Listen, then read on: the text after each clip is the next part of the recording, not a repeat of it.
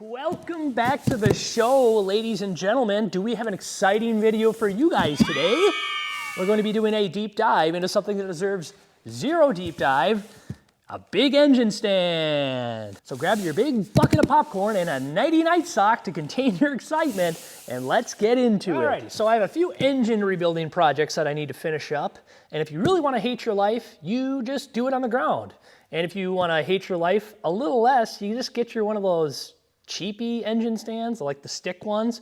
And when you're shaped like a stick figure like I am, it's no bueno. You throw your back out pretty easily. So what I tried to do now is spend some more money on one of these rotating units. So you actually have a gear drive that can rotate this engine around without having to try to He-Man this thing into oblivion.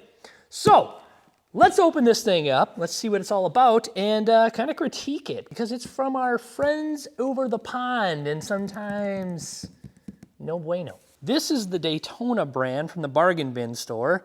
Now it is gear driven, so it rotates from this little mechanism right here.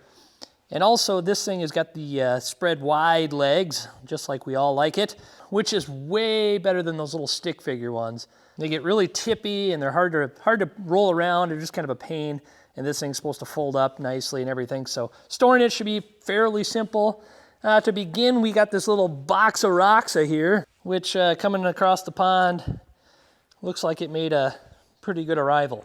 Let's get to unboxing the beast and seeing what we're working with. Okay, well, so far the packaging doesn't look terrible on this thing. Nice big, like half-inch thick steel plate. The legs, the paint looks fairly decent on this. This must be all the, some extra, the fingers for putting it on the back of the engine. Yeah, I mean, overall the packaging looks fairly decent with all the styrofoam in it. So let's get it out of the box and bolt it up here and see what she is all about.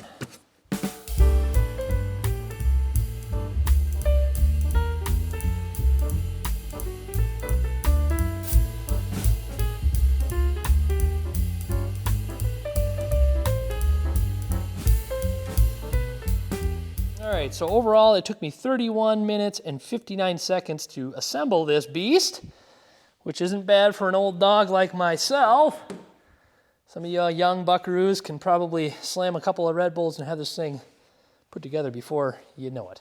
Overall, the thing is just probably melted down Chevrolets turned into an engine stand from China. The steel doesn't look terrible. Some of the welds were kind of a little garbage. The welds came over and I actually had to file this down, which scuffed up the arm, so that was kind of a bummer. Whatever, beggars can't be choosers, I guess. The oil schmoo, as you can see, I have fingerprints all over everything from touching everything with the oil schmoo from my hands. Again, not a big deal. We can wipe that down, and it's an engine stand, so who cares? But overall, this thing seems like a pretty decent mechanism. Seems fairly simple to use. It's got the little lock right here and some grease zerks. Now some of the paint, you can see some of the paint's chipped away. Who knows, that's probably from shipping too. Yeah, so overall, these little arms were kind of annoying to get on because they're not actually like straight to the curvature of the stand. So that's kind of a doozer. And these little pegs here for the floor to help stabilize this thing.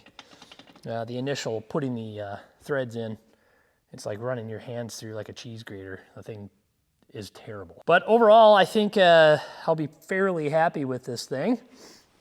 So what I'm gonna do is let's just throw an engine on this thing and give it a whirl to see how difficult it is to turn this thing, because that will be the dilemma that I have, because I hate trying to turn the old style peg legs with your hands because it's heavy and engines are awkward. I have an engine ready to go on the stand, like so. I'm gonna get this thing mounted up to that stand and we will give it a shot, see how it does. So let's see if this thing fits in here fairly decent. And nothing sketchy going on here. Dripping fluids. Oh, she's holding. Oh, well, would you look at that? Oh, no way. Look at that. Look how easy this is. No frickin' way.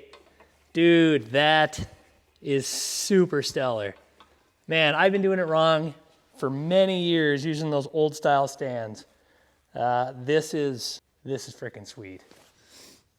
All right, well, I have the engine stand with the engine where I want it. And I guess another test we should probably do is if it can carry even more weight than just the engine. Let's see if this is even possible. Oh boy, this is sketchy. Oh yeah, well look at this. It supports me up on top of it too. If I can crawl up on it and it still has the engine on it, I think we're off to the races. All right, so starting out, now I got these little kickstands down. So it's pretty stable actually with these little pads.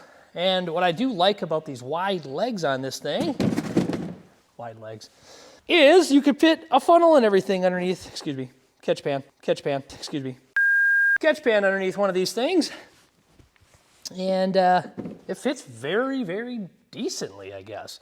So overall, I actually am really digging this thing to work on engines with. This is gonna be a really nice unit, actually. It's easy to be pretty skeptical from the place of origin it came from. However, you know, for the most part, it actually is doing a good job. Look at this. I mean, it feels really easy to turn. I'm giving it zero effort right now. Look at this. Zero effort, and I can get this thing to turn.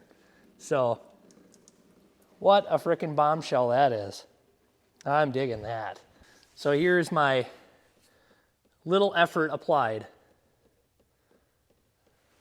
See that? Look at that. No effort at all. Wow.